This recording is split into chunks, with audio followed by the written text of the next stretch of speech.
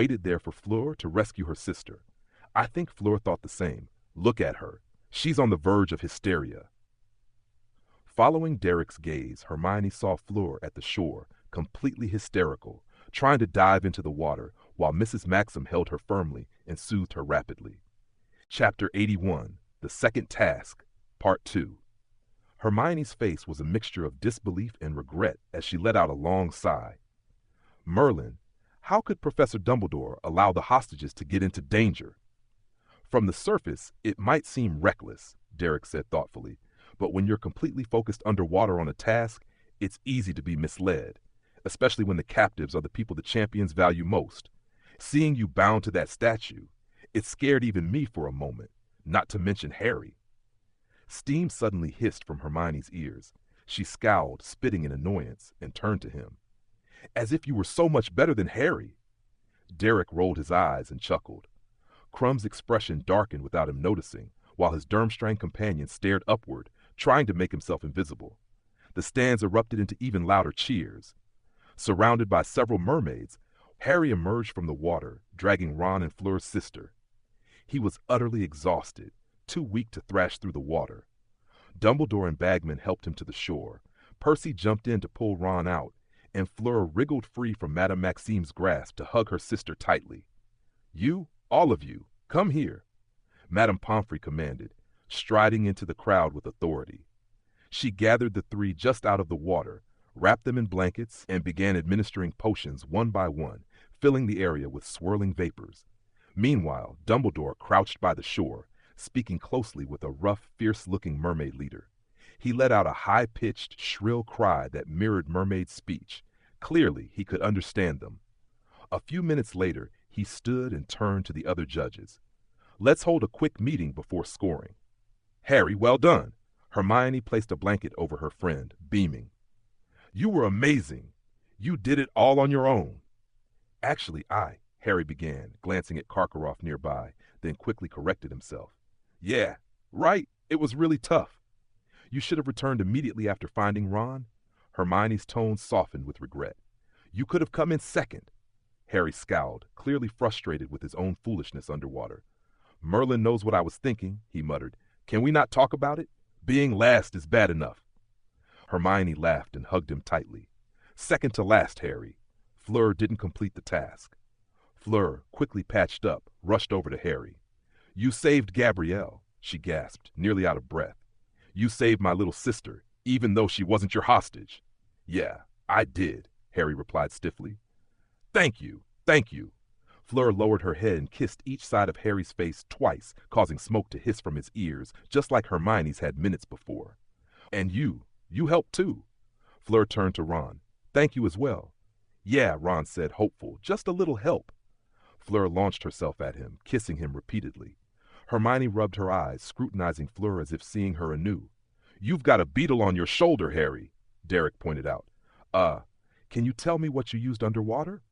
Gillswort, Harry mumbled, flicking the insect away. It made me grow.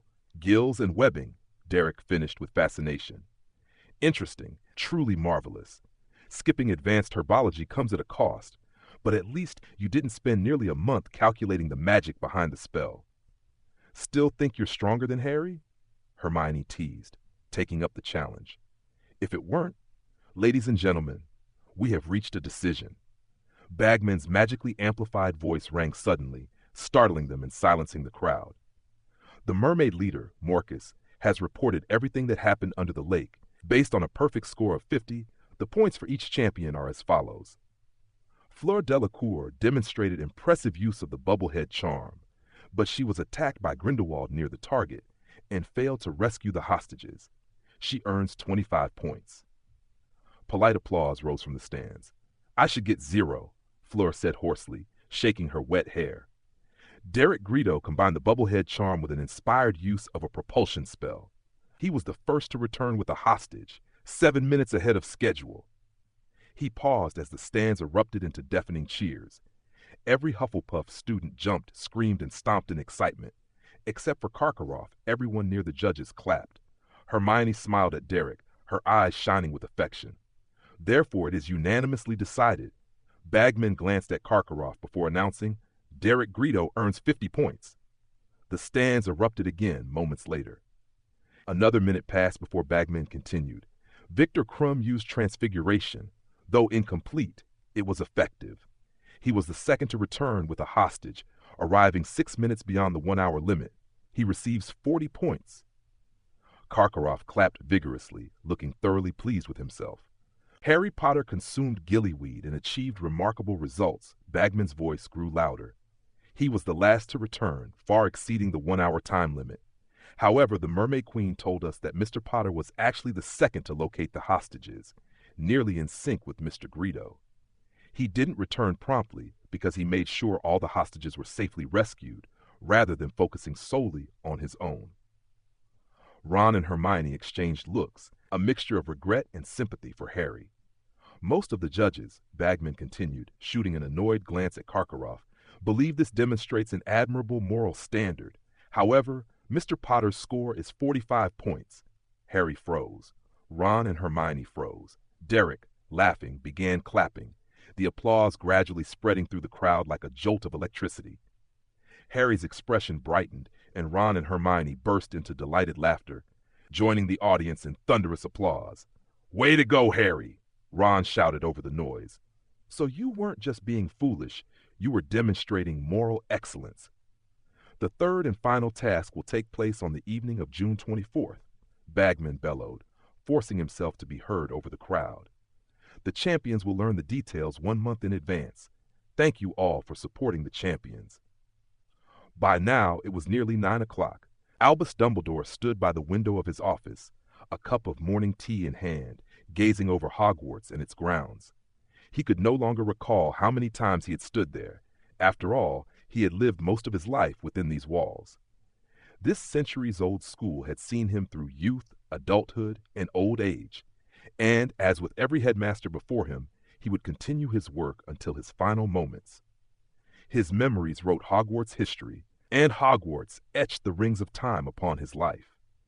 Sometimes Dumbledore felt as though he had become one with the castle itself, breathing in rhythm with the turning seasons, eventually drifting into eternal slumber, witnessing the rise and fall of teachers and students alongside those who had gone before. This, he thought, was the greatest allure of teaching. Watching the once naive faces grow into maturity brought profound satisfaction. Dumbledore sipped his tea, savoring the sweetness of honey on his tongue.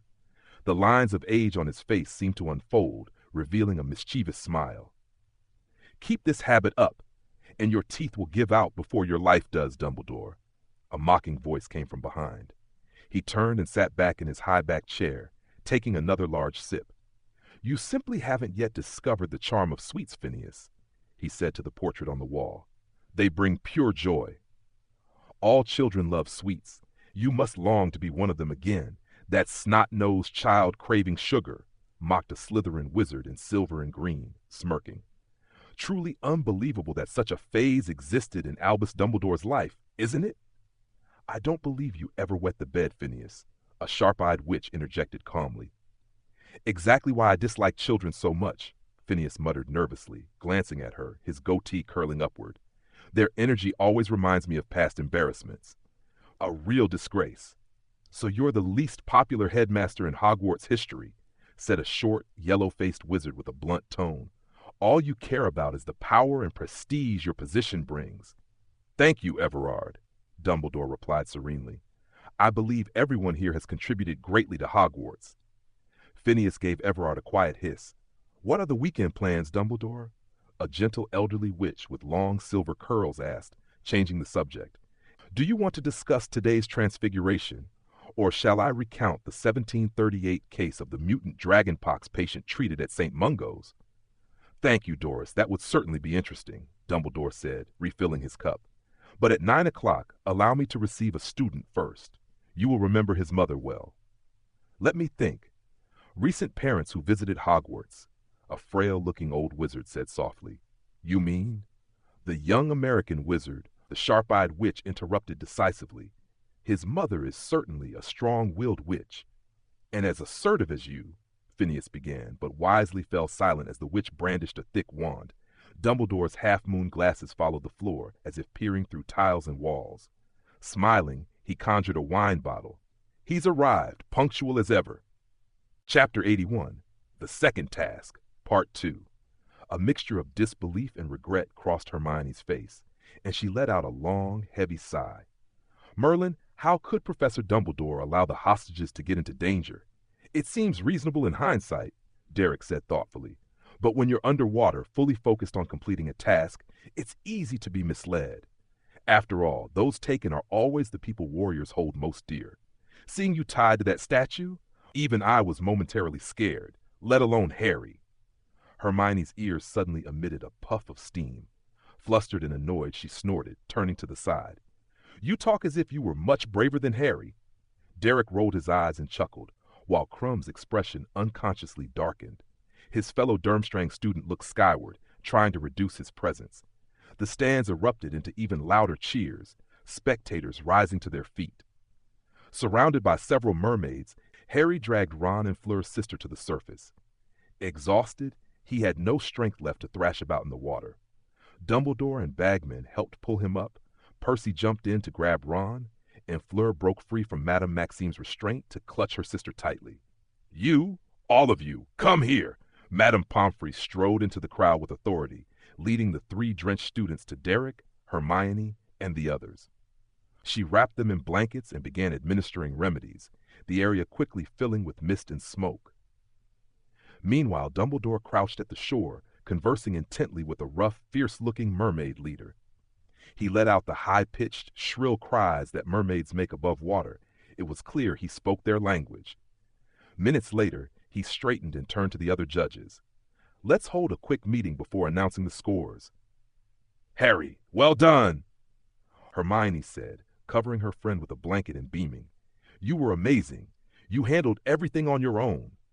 Actually, Harry began, then spotted Karkaroff nearby and quickly corrected himself. Yeah, that's right.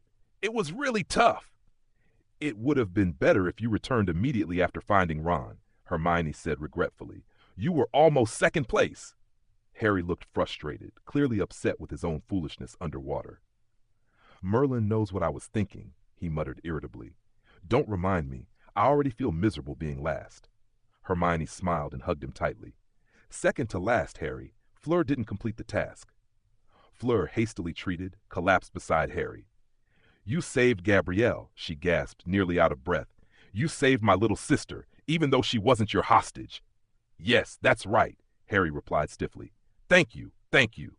Fleur lowered her head, pressing 2 kisses to each of Harry's cheeks. Harry, like Hermione moments earlier, had a puff of steam rise from his ears. And you helped too. Fleur turned to Ron. Thank you as well. Yeah, Ron said, hopeful. I just helped a little. Fleur dashed over to plant several kisses on him too. Hermione rubbed her eyes, studying her repeatedly, as if trying to rediscover Fleur Delacour all over again. There's a beetle on your shoulder, Harry, Derek pointed out, then added, can you tell me what you used underwater? Gill snatch grass, Harry mumbled, brushing the insect away. It made me grow.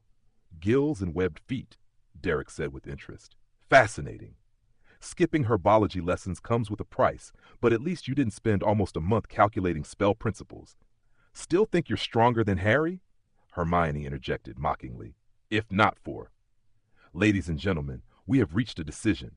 Bagman's magically amplified voice boomed suddenly, startling everyone and quieting the stands.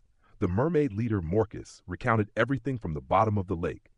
Based on a perfect score of 50, the points for the champions are as follows.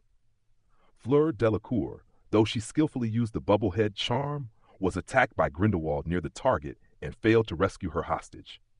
She receives 25 points. Polite applause broke out in the stands. I deserve 0, Fleur croaked, shaking her drenched hair. Derek Greto, using the bubblehead charm along with an inspired propulsion spell, was the first to return with the hostages, 7 minutes ahead of schedule. The announcement was met with deafening cheers. Every Hufflepuff jumped and screamed, stomping in excitement. Except for Karkaroff, everyone near the judges' table applauded. Hermione smiled at him, her eyes filled with warmth. Therefore, it has been unanimously decided, Bagman glanced at Karkaroff, raising his voice, to award Derek Greto a full 50 points. The stands erupted again. After a minute, Bagman continued.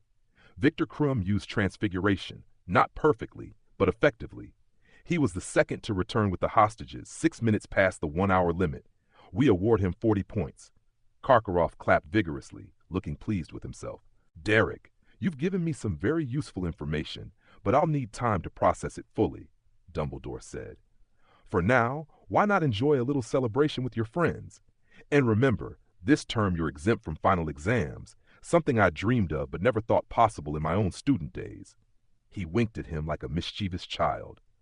Ah, very well, thank you for the advice, Derek replied, recognizing the conversation had reached its natural end. Have a pleasant weekend, Professor. And you as well, Derek, Dumbledore said, smiling. After the stone statues downstairs emitted their faint rumbling once more, Dumbledore leaned back in his high-backed chair, eyes closed, lost in thought. The portraits around him either drifted into slumber or observed him intently. After a while, Dumbledore opened his eyes, rose, and approached the fireplace. Sprinkling a pinch of powder into the flames, he said, Severus, could you come to my office? 3 minutes later, the potions master stepped from the fire into the headmaster's office, every movement radiating irritation.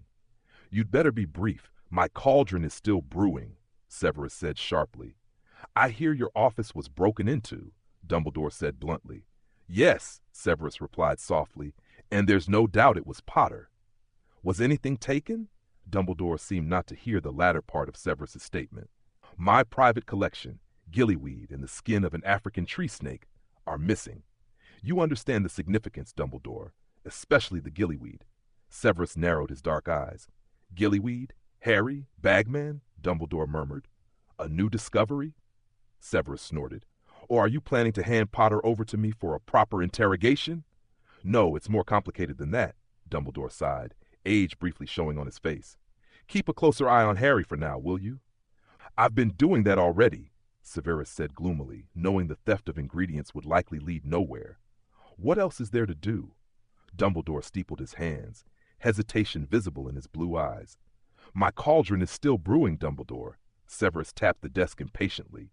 Then keep a closer watch on Alastor, Dumbledore said warily. See if anything seems off. Severus leapt from his chair like a cat whose tail had been stepped on. Me? Watch Moody? His face turned a dark shade of iron, a vein pulsing at his temple. Do you want him to slice the flesh off my arm with his dinner knife? No, I just think your old comrade has gone mad and needs to be committed, and you want me to make an assessment? Severus snapped. Then you should be at St. Mungo's seeing a psychiatrist. I only, after receiving some information, I sensed Alastor behaving differently than before. I'm not entirely certain. Dumbledore's tone held not a trace of anger.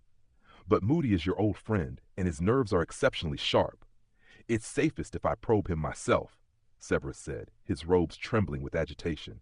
A former Death Eater and a retired Auror having friction? Perfectly reasonable, right? Dumbledore regarded Severus calmly. Over my dead body, Dumbledore, Severus hissed.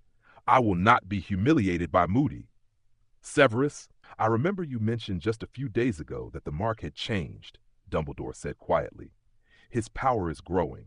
We must seize every clue that might be valuable to counter his schemes and protect Harry. Severus recoiled as if Dumbledore had just punched him squarely in the nose. Trust me, Severus, you are the best person for this, Dumbledore said earnestly. Fine, I'll try, but don't expect me to succeed. Severus's resistance crumbled. He strode toward the fireplace, his black robes fluttering, as if unwilling to spend another second in the headmaster's office. And stop disturbing me while I'm brewing potions. Chapter 83. After the second task concluded, everyone was eager to find out what had actually happened beneath the lake. Though the contest itself had been thrilling, for the audience it had mostly been an hour of cheering at the water's surface, with only the 4 champions and their hostages truly experiencing the ordeal. This meant that Ron, long overshadowed by Harry, finally received the attention he had secretly craved. He tirelessly recounted his adventure to anyone willing to listen, each retelling slightly different. After a week of this, the story of the champions rescuing their hostages had subtly transformed into Ron's personal heroic saga. He had fought 50 fully armed mermaids barehanded, only to be subdued due to the overwhelming odds. Thanks to the tournament, Derek and Hermione's closeness had also become common knowledge throughout the school. They were the only opposite gender champion plus hostage pair, after all. At first, Hermione seemed a little pleased, but gradually her temper began to fray, as people stopped calling her by name and instead referred to her as Derek's beloved, or Greto's sweetheart. By March, the skies were clearing, though the biting winds still made outdoor classes chilly and stiffening. Derek, however, saw an opportunity.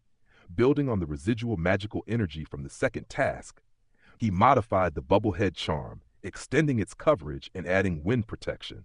Combined with warming charms, he created a makeshift outdoor greenhouse.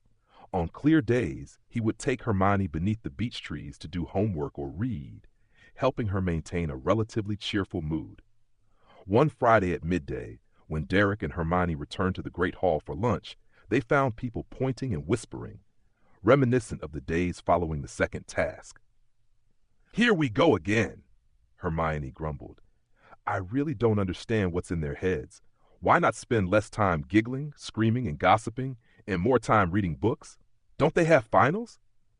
"That's because they haven't realized the importance of studying yet," Derek said, nodding toward Ernie and Justin waving eagerly across the Hufflepuff table, signaling that he saw them, "which also means you have more time to widen the gap between you two.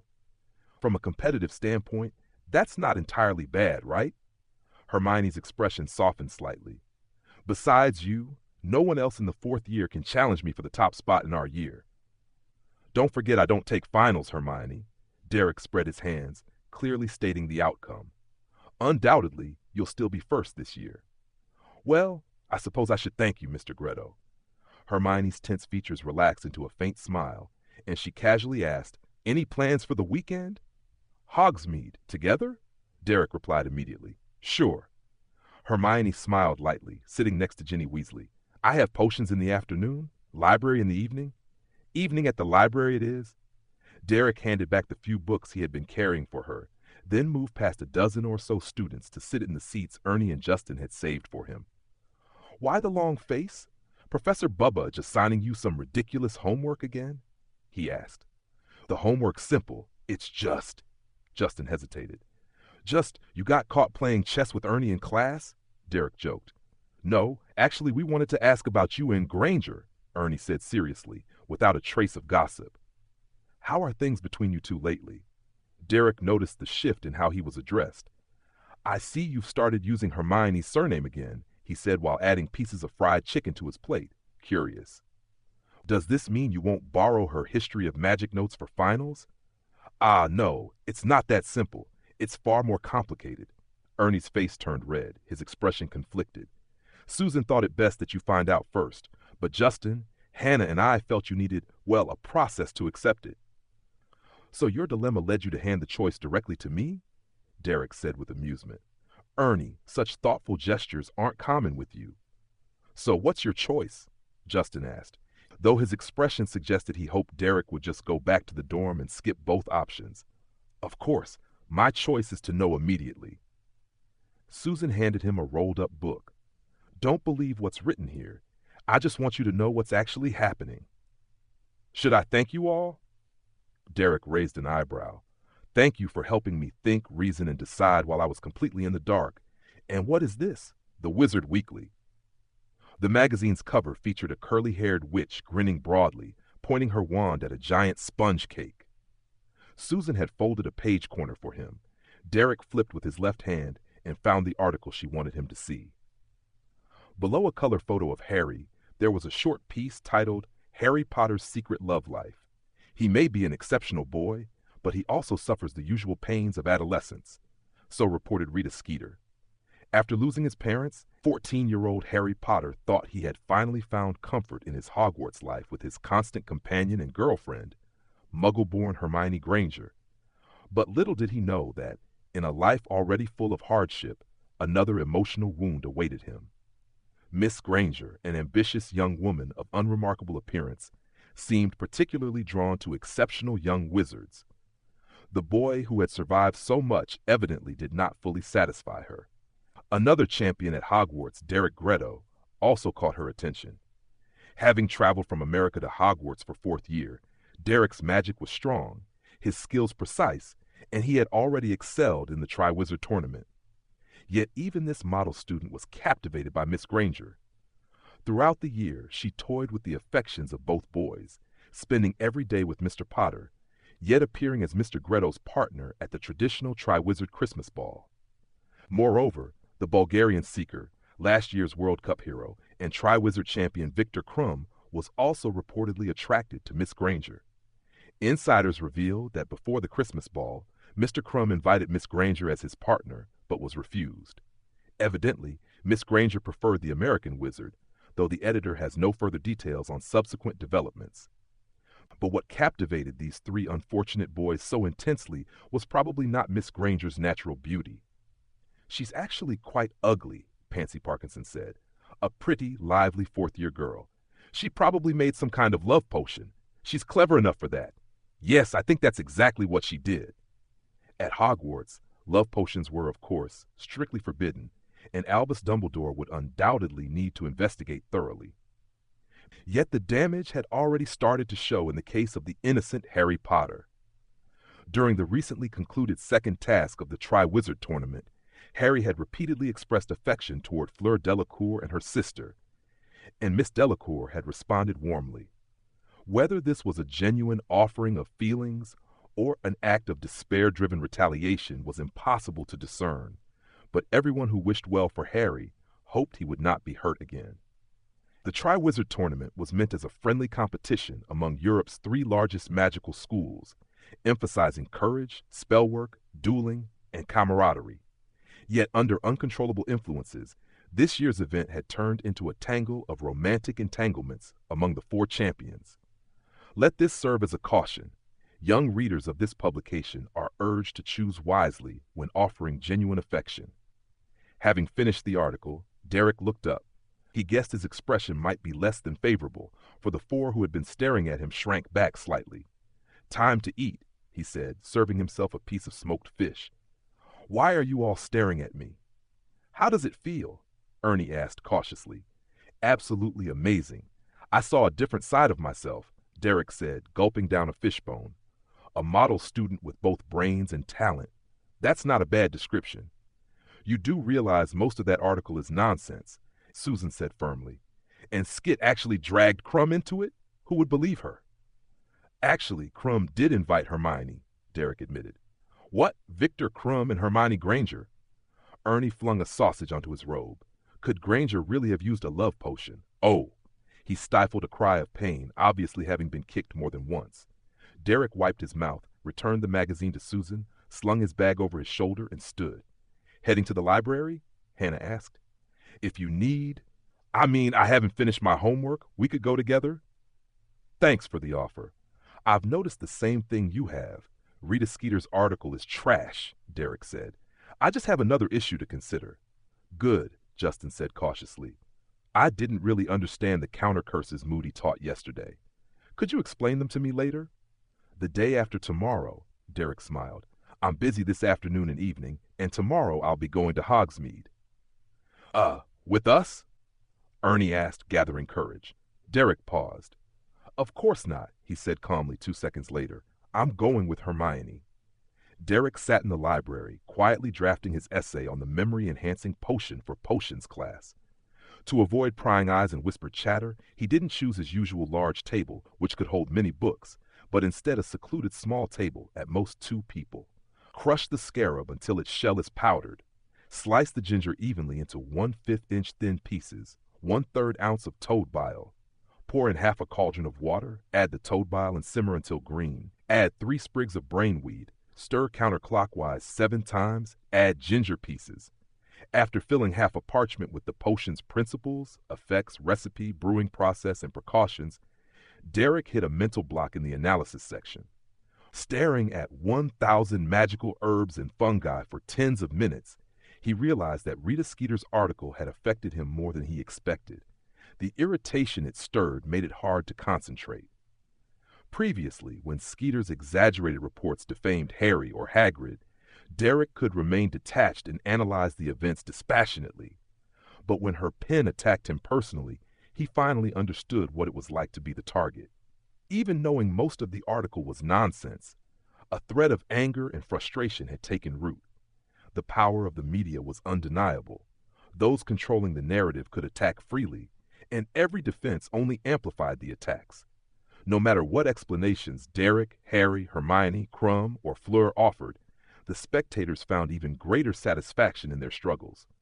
Skeeter could sit back and enjoy the struggle she orchestrated, like a fat spider weaving a dense web of public opinion, mercilessly targeting whoever caught her eye. Truly, she was a dark wizard of the media, and British magical law had no authority to stop her. Intimidation and warnings wouldn't achieve much. Ordinary threats Rita Skeeter had probably seen countless times and wouldn't care. Strong threats were out of the question, and even if they weren't, he lacked the power to enforce them. Maybe he should try a portable charm, send an enchanted letter with a transfiguration jinx, like the one used to teach Malfoy a lesson, to scare Skeeter a little. Before he knew it, Snape's homework had completely slipped from his mind.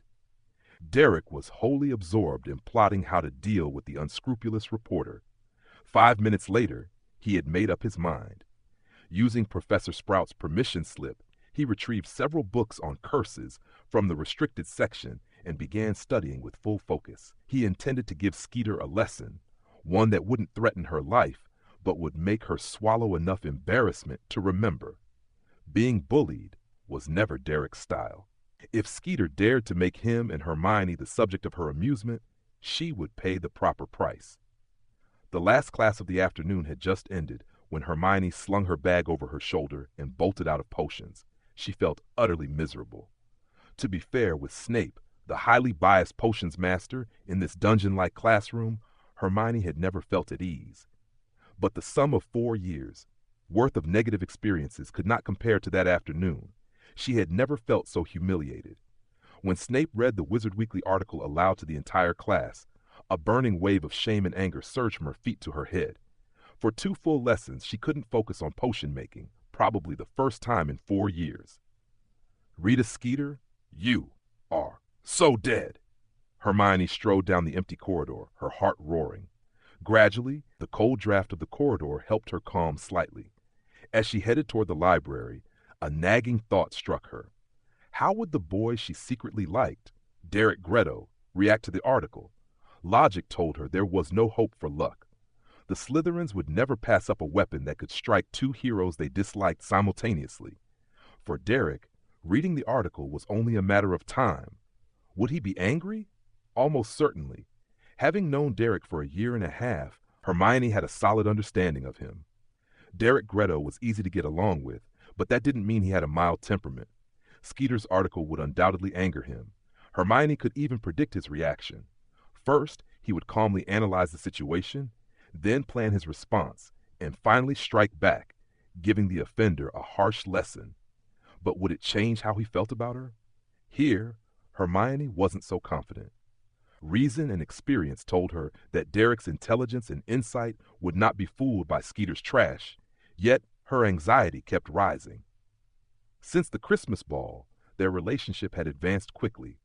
During their last Hogsmeade visit, they even walked hand in hand through the shops. They hadn't mentioned the interrupted kiss in the rose garden, but had quietly enjoyed the closeness of their hearts. It was clear Derek liked her, and Hermione had thought things would develop naturally. But now the harmonious atmosphere was shattered in the most awkward way by Wizard Weekly.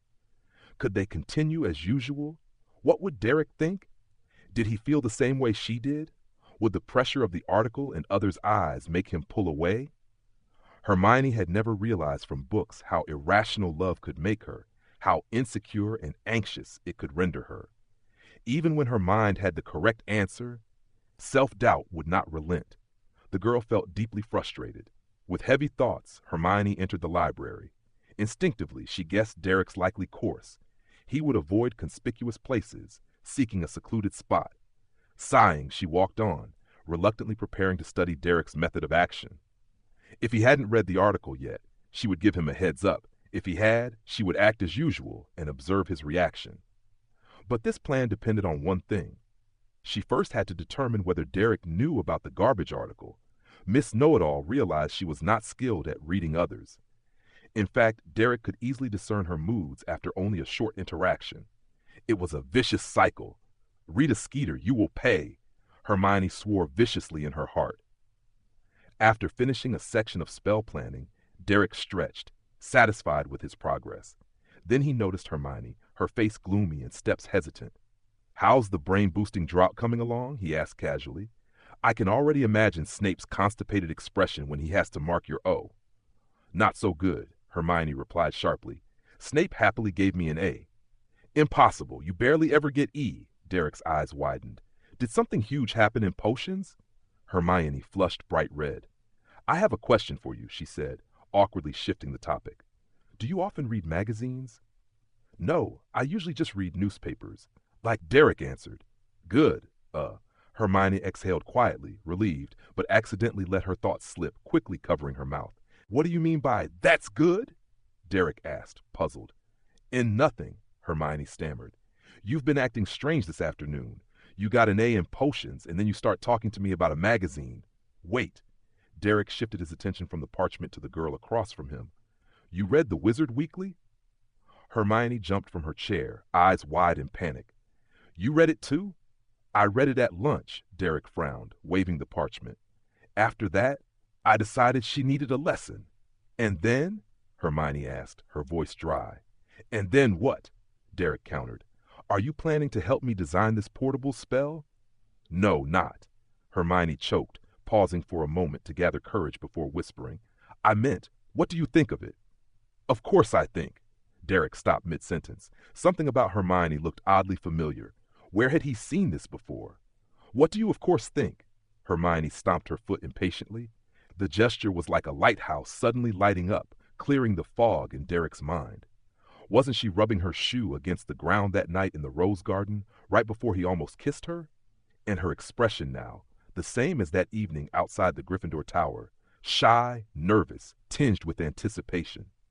In that instant, Derek's mind spun 1,000 turns. He understood everything. Hermione was clumsily testing his feelings. She wanted a response. Derek's heart suddenly raced. How should he respond? Should he just say he didn't care about the article at all? Ernie's words echoed in his mind. Your relationship's already this good. What are you waiting for? Why don't you confess? Don't you like her? Derek made a snap decision. He calmed his heartbeat, stood up, and faced Hermione, speaking slowly and carefully. Of course I think that article is complete garbage. Seeing the joy that lit up Hermione's eyes at his words, Derek maintained his steady tone. But I have a question too. Why are you so desperate to know my thoughts, Hermione? Hermione was speechless. Is it because you care about me? Derek took a step closer, locking his gaze with hers. Noticing his movement, Hermione stumbled back a step, but Derek's blue-gray eyes held her in place like a powerful magnet. Hermione, can I assume, he stepped even closer, that you like me? Hermione retreated another half step, pressing herself against the wall, her cheeks glowing as if lit from within. Her eyes were brighter than ever, lips parted, ready to speak. But she didn't get the chance. Derek reached out, pulled her into his arms, hands circling her waist, and lowered his head to press his lips to hers, silencing all words. 4 lips met in a tight, warm, tender kiss. Derek captured her lips, his tongue brushing softly before sucking gently. The starlight in her brown eyes dimmed amid the storm of his blue-gray gaze, slowly fading until fully immersed. After an indeterminate time, Derek pulled back slightly, breathing heavily, and whispered into Hermione's ear. This is something I should say. Hermione, I've liked you for a long time. Will you be my girlfriend? Chapter 85. Lovers. Hermione's hands pressed weakly against Derek's chest, her cheeks flushed a dizzying shade of red. The passionate kiss had left her vision hazy, her usual pride gone, the brilliance of her intelligence and confidence dimmed, replaced by a soft, misty daze. Even her usually sharp eyebrows softened. Then, with her rose-colored lips parted, she asked in a dazed, almost foolish tone, What did you say? Derek rested his forehead gently against hers, locking his gaze with her brown eyes, smiling warmly. You can hear it as many times as you want, Hermione. I like you. Will you be my girlfriend? Her body trembled, speech caught somewhere between shock and delight. She awkwardly extended her arms as if to hug him, or maybe to wrap them around his neck, trying to express her feelings without words. You can rest your hands on my shoulders. It'll be easier that way, Derek said, dragging out the words. But you have to answer my question. Will you? Hermione felt herself trembling all over. Without Derek holding her waist, she might have collapsed entirely. Waves of joy and excitement battered her heart, leaving her momentarily unable to speak. Hermione Granger, where has all your usual courage gone? Despite urging herself on internally, her body seemed to act on its own. She lowered her head, trying to bury herself in his chest to escape the embarrassing question. But Derek tilted his head slightly, pressing his forehead against hers, undoing all her efforts. His arms tightened just enough to hold her firmly in place. If you don't answer, I'll just keep holding you and asking, he teased. Fourth time's the charm. Will you be my girlfriend, Miss Granger? Hermione couldn't tear her eyes away from the soft blue-gray of his. Shyly, she closed her eyes, fingers gripping and kneading the collar of his robe, and after a long pause, murmured, I will. She quickly pressed her face into the folds of his robe at the shoulder, too shy to open her eyes, her whole body radiating warmth. March 10th, 1995, 5:05 p.m. Derek glanced at the watch on her wrist, half joking, half serious. From this moment on, Hermione Granger is officially my girlfriend. Hermione recoiled slightly at the words, then reluctantly hugged him back, letting out a quiet, contented, We're not just friends anymore. We're lovers. The thought brought a rush of tenderness. Hermione hugged him tighter, savoring the quiet warmth of her new relationship. After a while, she let out a muffled sound from his embrace. Okay, we should do our homework now. Sorry, have I really given you such a rigid, bookish impression that you think now's the time to do homework? The intimate mood vanished in an instant, leaving Derek both amused and exasperated. But we're in the library, Hermione whispered. We can't keep hugging like this. Someone might see us. Ah, so you're already setting rules for our next date, huh? Fewer people, more privacy, Derek said seriously, inhaling the scent of her hair. I'll keep that in mind. Hermione responded by punching him lightly a few times. Honestly, the library's perfect for a date. So many shelves, corners, tables, and partitions. It's easy to find a spot where no one will disturb us, Derek continued. Like this one. You planned all this? Hermione's body heated noticeably. You read the article and decided to wait for me at this secluded table. Ah, Derek froze. I knew it. Hermione lifted her head and glared at him, half angry, half playful. That's your style, Derek Greedo. Always planning everything in advance, wanting control over every detail. You knew I'd bring up the Wizard Weekly, and then. Her boldness faltered mid-sentence, her voice shrinking until it barely reached him. She resumed punching him lightly. No, absolutely not. I did plan, but only to get back at Skeeter, for you, Derek hurried to explain. Seeing you like that just made me. So from last Christmas until now, you never even thought about this? Hermione interrupted, cheeks flushed, furious. Almost kissed me and then planned to just keep being friends? I didn't, Derek said, bewildered. Yes, you did. Hermione pointed to his chest with her slender finger, spilling months of anxiety, unease, and frustration. You can read my thoughts so easily, yet you trained that brain-sealing charm to hide your emotions. Ugh. Seeing that explanation was failing, Derek made a snap decision.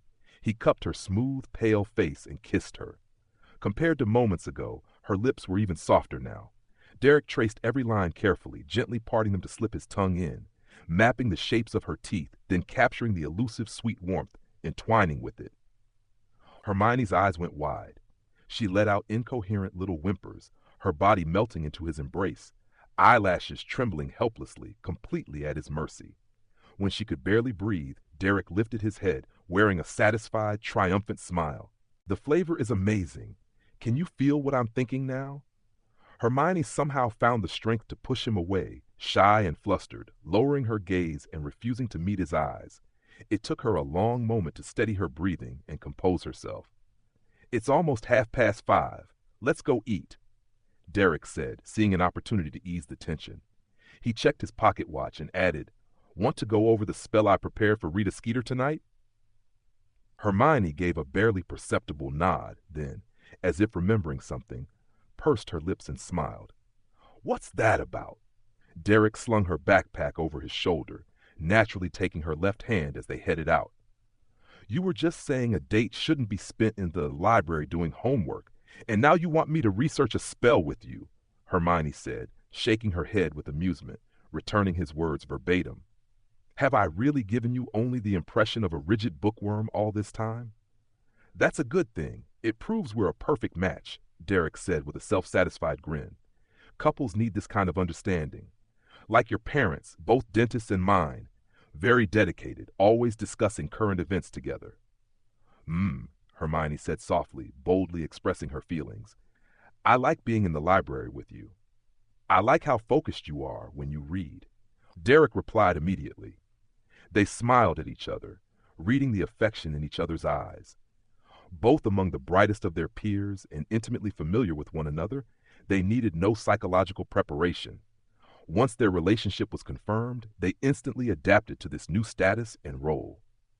Fingers intertwined, they walked toward the great hall, each step and swing of the arms subtly synchronized, wishing the path could stretch on forever. This isn't right, really isn't right, Ernie muttered over dinner, scrutinizing Derek. What did you do this afternoon? Send a roaring letter to Rita Skeeter? You'd better eat, or the house elf will start taking plates away, Derek said between bites of steak, gesturing at the abundant spread. Or do you think a story can fill your stomach? If an empty stomach can get you to tell me the afternoon story, I'd go hungry for 5 meals, Ernie said, rubbing his chin in mock negotiation. Especially seeing you now, 10 meals might even be negotiable. Fine, deal. Payment first, story second, Derek said casually. 3 meals a day, that's 9 in total. Starve for 3 days, I'll tell you the story. Ernie choked on his pumpkin juice. Oh, and my rule for hunger is no food or drink, Derek added. This pumpkin juice is on me. Enjoy it. It's your only hope for the next 3 days. Justin laughed gleefully. Blocking Ernie's mouth, Derek couldn't help glancing at the Gryffindor table. Hermione caught his eye, and their shared glance carried an unspoken sweetness. Derek winked, pursed his lips then, before Hermione could notice, raised his cup to shield his expression, a mischievous smile playing on his lips. I think I get it, Susan said, nodding toward Gryffindor. Her expression showed everything was as expected.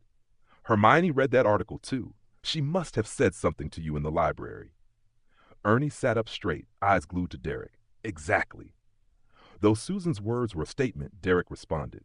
Realizing there was no point hiding it, he shrugged and admitted plainly. Yeah, in short, we're dating. Ernie let out a strangled noise. Hard to tell if it was shock or congratulations. Do I need to say congrats? Hannah was first to react, smiling and raising her pumpkin juice. Our top 2 in the year are finally together. Should be Warrior Derek and his beloved Hermione, Justin teased. Even if you surpass Hermione and become first in the year, I wouldn't celebrate. You're her boyfriend first. In a way, that trash article in the Wizard Weekly actually helped you? Susan laughed. Rita Skeeter probably never imagined that. Derek thought it over for a few minutes, realizing her logic made some sense. You've reminded me, Susan, he said thoughtfully, staring at the ceiling. I need to thank her in an even more enthusiastic way. Chapter 86, Gryffindor Common Room. The news of Derek Greedo and Hermione Granger dating didn't spark much interest. Most people still clung to the sensationalized narrative of Hermione toying with the affections of 3 brave men, Harry Potter left bruised, turning his attention to Fleur Delacour. Clearly, folks preferred discussing tangled, explosive love polygons over a simple, straightforward school romance. Yet, after that significant Friday afternoon, Derek remained completely unfazed by the gossip, his mood light and cheerful. He had never cared much about strangers' opinions, and since he'd already resolved to give Rita Skeeter a lesson she'd never forget, a few inconsequential whispers before seeing results didn't matter. Most importantly, spending every day with his girlfriend made it nearly impossible to feel bad. There was one person, however, who neither delighted in the articles in the Wizard Weekly, nor expressed any anticipation or goodwill toward Derek and Hermione's actual relationship. On Sunday evening, Ron Weasley returned to the common room with an unusually vacant expression. Harry and Hermione sat at the best spot by the fireplace. Nearly everyone else had gone to bed. Hermione was jotting notes from a book, filling half a scroll of parchment that draped over the edge of the table. Harry lounged in his chair, lazily attempting to finish his potions homework. "You weren't around all evening. Where did you go?" Harry asked. Ron sat stiffly in the armchair beside him, saying nothing. "You okay, Ron?" Hermione asked, lifting her gaze from the quill. Ron pressed his lips together, stiffly moved his neck, and remained silent. "What's wrong?" Harry pushed the textbook and parchment aside, looking seriously at Ron. "Did something happen? You didn't run into Fleur again, did you?" Harry chuckled to himself. After surviving the thrills of the second task, the jealousy, embarrassment, and awkwardness around the Christmas ball now felt distant and unfamiliar. Time had softened the sting, leaving only a faint enjoyment of the memories. Ron's head bobbed slightly, as if swatting at an annoying fly. Hermione watched him carefully for several minutes. Seeing no intention of speaking, she shrugged and returned to writing. "Got a rumor this afternoon." Ron's voice suddenly broke the silence, startling in the quiet common room. "Someone said you were on a date with Derek Greedo in Hogsmeade." It took Harry a few seconds to realize Ron's "you" referred to Hermione. After the torment of potions class, he surprisingly felt relief rather than annoyance. Though unfair to Hermione and Derek, he couldn't help exhaling a long sigh. The story's spotlight was no longer on him. "Slytherins probably think gossiping about the five of us is a new way to mock us," he said, barely restraining a laugh. "Maybe tomorrow they'll spread rumors about Derek and Fleur." Then, unexpectedly, Hermione glared at him fiercely, cheeks flushing red. "I heard it from Hufflepuff," Ron continued, his eyes fixed on Hermione. "They said you and Derek Greedo went on a date." "Yeah, with that garbage article from Rita Skeeter, any story can be made up," Harry said helplessly. "Me and Hermione, Krum and Hermione, Derek and Hermione." He realized Ron was following a train of thought. Hufflepuff should support their own champions, so why were they spreading such news? Harry glanced at Hermione. She was busy again, her parchment nearly brushing the floor. "What are you working on?" Harry compared it to his tiny potions assignment, not noticing Ron had slipped into a daze. "This scroll's almost 30 inches long." "Oh, it's not homework?" Hermione mumbled. "Just a little hobby." "A hobby?" Harry asked incredulously. "When did your hobby start including writing stories?"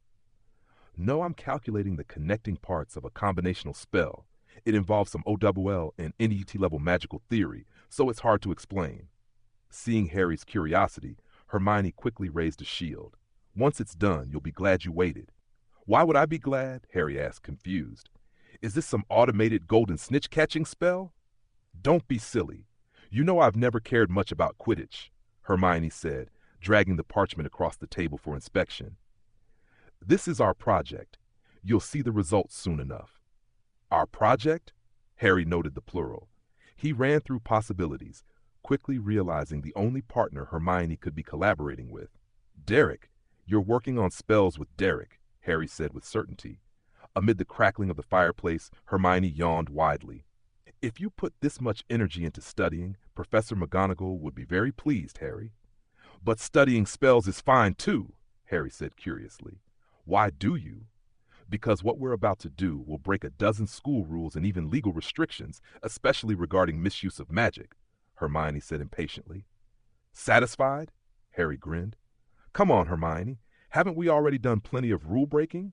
If this one involves me, just tell me so I can help a little." Hermione glared at him, exhaling helplessly. "All right, if you insist. Well, Derek and I decided that we can't let Rita Skeeter run wild anymore, so we're going to give her a little lesson." "You mean you're going to hex her?" Harry said, practically bouncing with excitement. "Lower your voice." Hermione glanced toward the spiral staircase leading to the dormitories, warning him. "This isn't something to show off in public." I know," Harry said, keeping his voice down. "So how's it going?" "Pretty well. I'm handling the calculations for the spell's principles. Derek isn't really strong at that," Hermione explained. "He mainly focuses on portable spells. We're planning to attach a series of jinxes and transfigurations to a letter and send it to Skeeter so she really gets embarrassed." "Awesome!" Harry pumped his fists, practically glowing with excitement. "What can I do to help?" "Just keep it secret, Harry," Hermione said seriously. "I've checked the relevant laws. This counts as abuse of magic and malicious attack. Technically, it's prosecutable. I originally didn't approve of Derek's plan, but he insisted on doing it for me. Her cheeks flushed a soft pink. So it has to stay secret, okay? Harry didn't immediately swear an oath of secrecy. Something about Hermione seemed off. Ever since first year, she had become less rigid about breaking school rules, even leading the Polyjuice Potion incident in second year. But fundamentally, no one really enjoys going against the school. Hermione still liked to study, follow the rules, and earn points. When she did break the rules, her emotions leaned more toward caution than excitement. Yet now, discussing an action that could technically be prosecuted, Hermione's solemnity was accompanied by a glimmer of excitement and joy, and something else Harry couldn't quite describe. When had Hermione Granger ever enjoyed bending the rules? Could it be because she was working with Derek this time? A fragment of gossip Ron had brought up yesterday suddenly popped into Harry's mind, and his mouth slowly fell open, realizing that his friend had indeed disappeared all day. No way. Hermione, are you really, dating Derek yesterday in Hogsmeade? Harry asked softly, instinctively lowering his voice. Hermione weighed her words, her face slowly turning pink.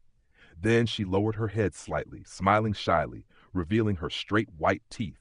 Harry suddenly understood the indescribable feeling, the same smile he had glimpsed on Autumn's face at the Yule Ball when he secretly watched her and Cedric.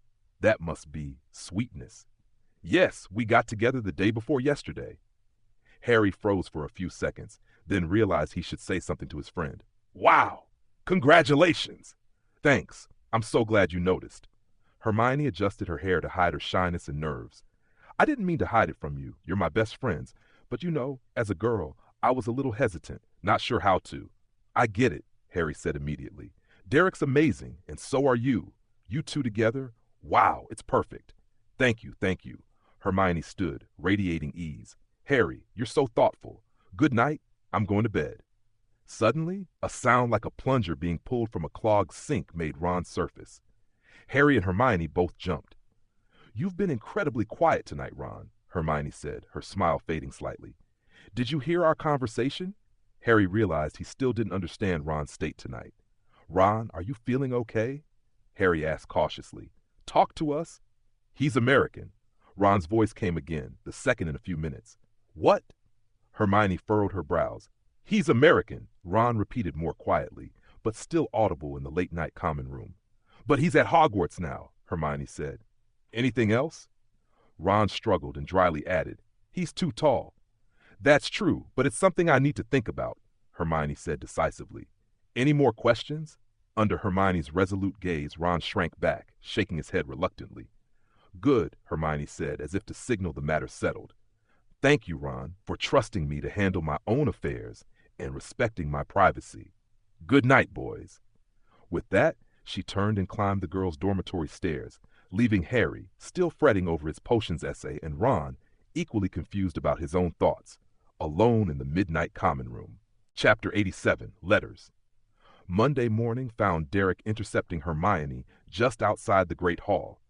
Good morning, Hermione. He lifted the parcel he'd brought from the hall and greeted her. Breakfast together? Harry and Ron's eyes unconsciously darted between them, and Hermione's cheeks flushed crimson. Actually, we could eat in the hall and then head to class together. Feeling the attention drawn by the Pentagon romance with the three of them gathered at the doorway, Hermione hesitated. We should probably get in. I need to talk to her about something, Derek said, turning to Harry and Ron. Mind if I borrow Hermione for a bit? Harry nodded, eager to leave, while Ron muttered an indistinct grunt, shaking his head. Perfect!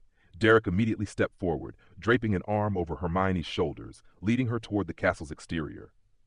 Enjoy your breakfast. What are you doing? Hermione half laughed, half scolded as she pushed him away in the foyer. Shy? Derek asked, grinning. No, it's just this feels a bit odd, Hermione replied uncertainly. We used to always have breakfast together, the three of us. Time to change your routine, Derek said, into a new mode, having a boyfriend. Hermione flicked him lightly and quickly redirected the conversation. So, what did you want to discuss? Nothing serious, really, just wanted breakfast with you. Derek shrugged casually. Sitting in Gryffindor or you at the Hufflepuff table doesn't feel right, So we come out together, and the first class is herbology. He gestured toward the greenhouse in the distance, which is on the way. Really? Hermione asked, skeptical. Really, Derek confirmed. So what